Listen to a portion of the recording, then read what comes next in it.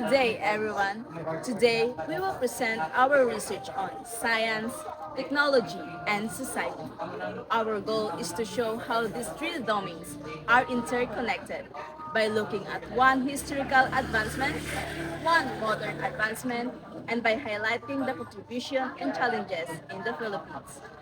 Through this, we hope to deepen our understanding of how science and technology shape society and how society, in turn, influences the direction of progress.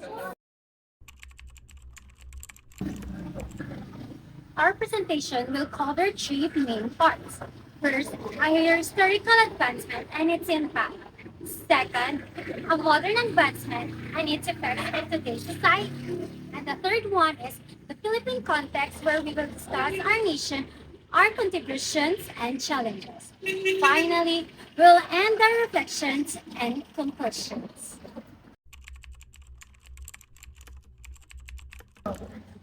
One important historical advancement we choose to highlight is the invention of printing press.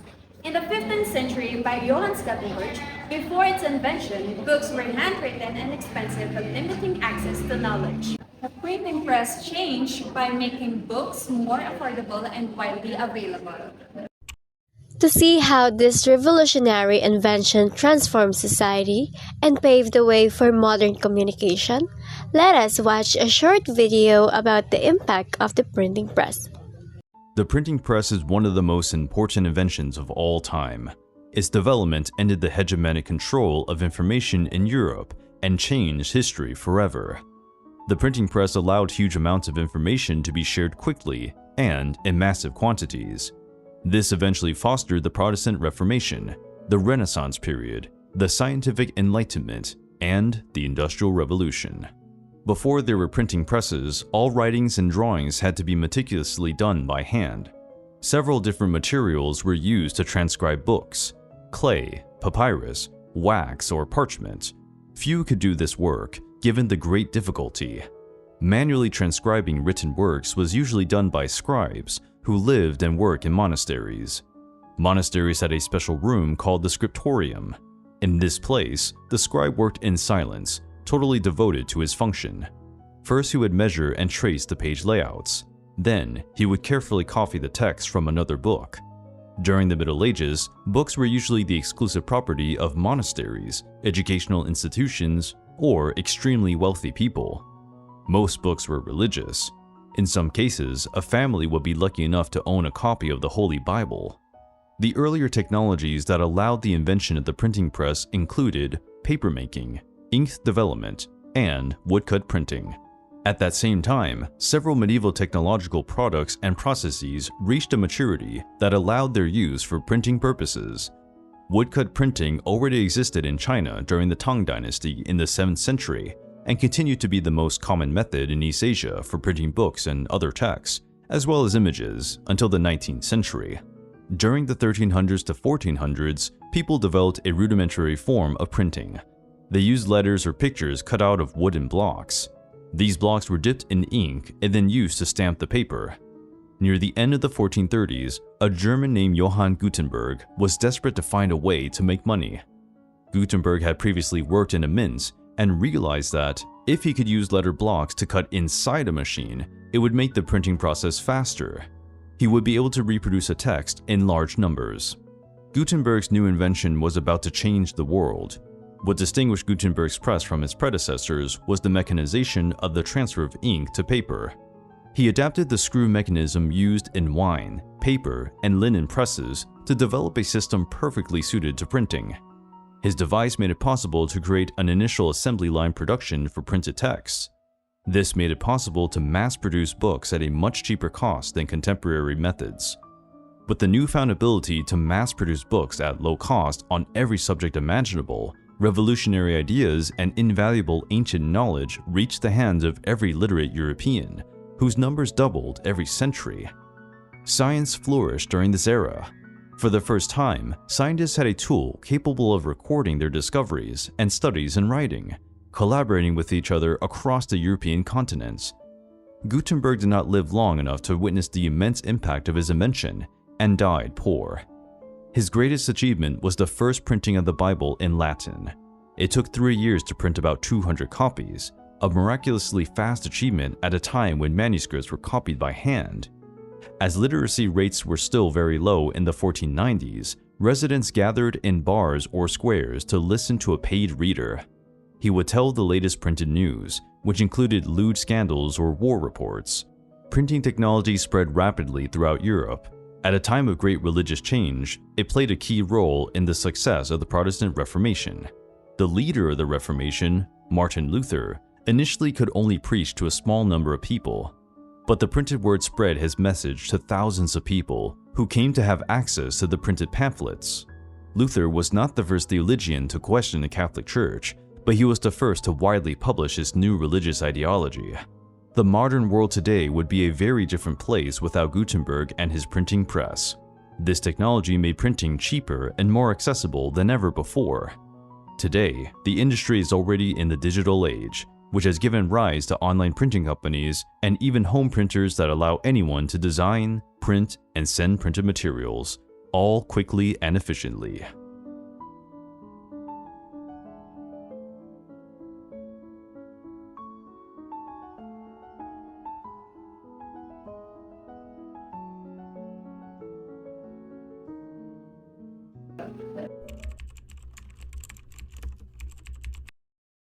This breakthrough transformed science, technology, and society. It allowed knowledge to spread more rapidly, encouraged literacy, and supported the growth of education. It also played a role in major social changes like the Reformation and the Scientific Revolution. In short, the printing press became the foundation of mass communication and the sharing of ideas. The impact of this advancement is still felt today. The idea that can be information should be widely accessible has carried over into digital age, where the internet now serves the modern printing press, but show how a single technology can transform society, culture, governance, and knowledge. Fast forward to the 21st century. One of the most significant modern advances is artificial intelligence, or AI. AI refers to machines and software that can perform tasks requiring human-like intelligence such as decision-making, learning, and problem-solving. AI is now used in healthcare to protect diseases, in business to improve efficiency, in education to provide personalized learning, and even in everyday life through apps and smart devices. It makes our work faster and more accurate in showing how science and technology contribute to shape society in powerful ways.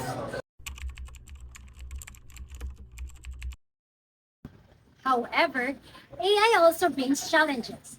It raises questions about unemployment due to automation, data privacy, and ethical use of technology, just like the printing press. Centuries ago, AI has the power to reshape society, but must be guided responsibly and to prevent harm. In the Philippine context, science and technology have played important roles in nation building. Our country has made contributions in areas such as agriculture, medicine, and disaster risk management. For example, Filipino scientists developed rice varieties with withstand floods and odd droughts, helping ensure food security. In medicine, Filipino doctors and researchers have contributed to research on tropical diseases and vaccines. The Philippines also invest in disaster management technologies, which are vital given our country's important natural calamities. We also face challenges. These include limited government funding for research, brain jail as many skills workers go abroad, and unequal access to modern technologies. Despite these obstacles, Filipino creativity and resilience continue to shine through local innovations. highlights the importance of supporting the research and innovation in the Philippines. By strengthening science and technology, our country can keep up with global trends and improve quality of life for all Filipinos. These inventions are proof that Filipino ingenuity continues to make a mark despite the challenges. To see some remarkable examples, let us now watch a short video. What if I told you that some of the innovations, movements, and scientific discoveries that shaped the modern world came from the Philippines? Big ones, true ones, from the lab, from the fields, from the street. Let's explore 9 Filipino breakthroughs whose impact spreads far beyond our islands. Before we begin, let's define breakthrough. It's more than just innovation, it's impact.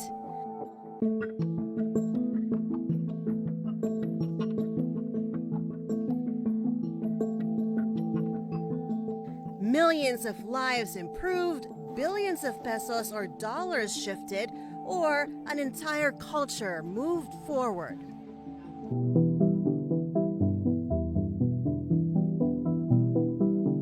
Number 9, the yo-yo. When a Filipino immigrant named Pedro Flores popularized and commercialized the modern yo-yo in the United States in the late 1920s, he helped turn a traditional Filipino toy into a global pastime. Flores introduced the loop-around axle and mass production, selling hundreds of thousands of yo-yos. 1929, tinayo niya ang isang kumpanya sa US at siya ang nag-commercialize. Kung kaya't ina-attribute kay Flores yung modernong yo-yo na isang Filipino-American. Number 8, erythromycin. In 1949, a Filipino doctor, Abelardo Aguilar, sent soil samples from Iloilo to Eli Lilly. That soil yielded the organism from which erythromycin was isolated, a broad-spectrum antibiotic marketed as Ilosone. However, Aguilar did not receive royalties for the drug.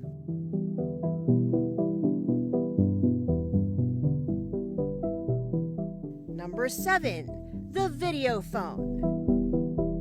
Gregorio Y. Zara, a Filipino physicist, patented a two-way television telephone device in the 1950s.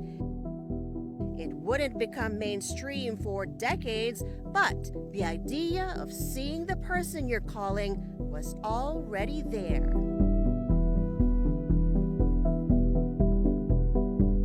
Number 6, the bamboo incubator. Dr. Fe Del Mundo designed a low-cost incubator using bamboo baskets and hot water bottles to help preterm infants in rural areas without electricity. This is a classic example of frugal innovation saving lives.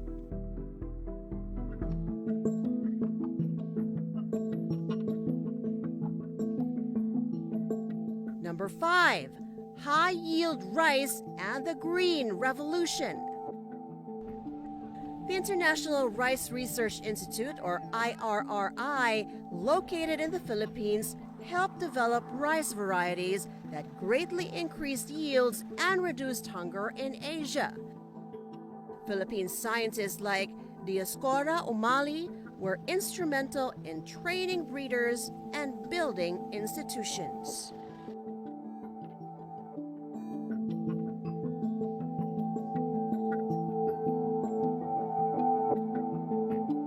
Number 4, Diwata and the rise of CubeSats.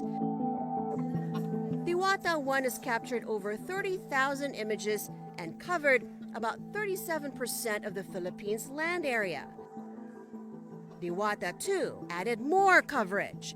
These images are used for disaster response, flood monitoring, agriculture, and coastal surveillance, helping millions indirectly when typhoons strike. mula sa kanyang pangalan. Mission niya ay tignan yung kalupaan ng Pilipinas, pati yung ating mga karagatan. Sapagkat kailangan natin yung mga impormasyon na yun para sa ating agriculture, para sa ating security. So magpipicture siya sa Pilipinas sa bawat pagdaan niya at ipapasa natin yung mga satellite images na ito, satellite data, doon sa ating mga iba't ibang ahensya ng gobyerno. Number 3, Baldomero Toto Olivera. His work on cone snails led to the discovery of conotoxins used in research and medicine. Zyconotide, sold under the brand name Prialt, is an FDA-approved non-opioid analgesic to relieve severe and chronic pain. Prialt generated tens of millions in sales during the 2010s. We sort of moved forward in ways that ultimately led to things we never expected. Where we are today is just great because we have wonderful potential for doing even more. Number 2, the bamboo organ of Las Piñas. Built in the early 1800s by Father Diego Serra with over 900 pipes, mostly bamboo. It's a national cultural treasure. Restorations in the 1970s saved its unique tone, and the organ still draws concerts and tourists. It's just like parang orchestra. You can create different sounds.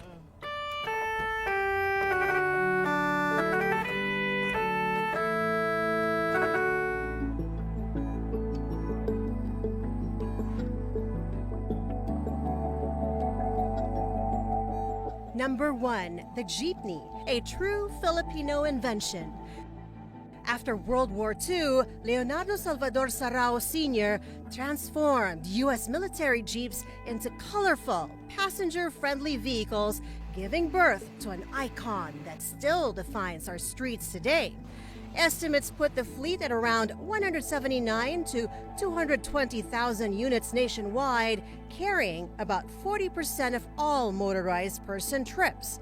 But the government's PUV modernization program now pushes to replace older Jeeps with Euro 4 or electric models. The challenge? A new unit costs between 2.1 to 2.8 million pesos, a tough balance between cleaner air and driver livelihoods. So there you have it, Filipino breakthroughs with real impact. Millions of images, tens of millions of daily riders, tens of millions in medical sales, and cultural heritage that supports communities. These aren't just stories, they're evidence. The Philippines changes the world.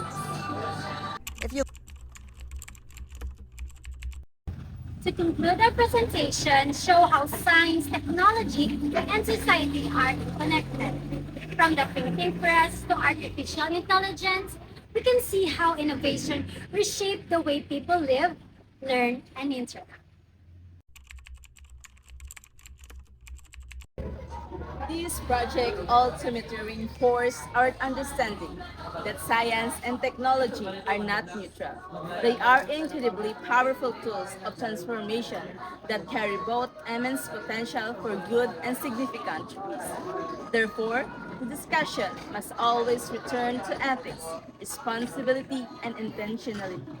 We must choose to guide technology in a way that is human-centered, sustainable, and just. Thank you for your listening, and now we are ready to take your questions.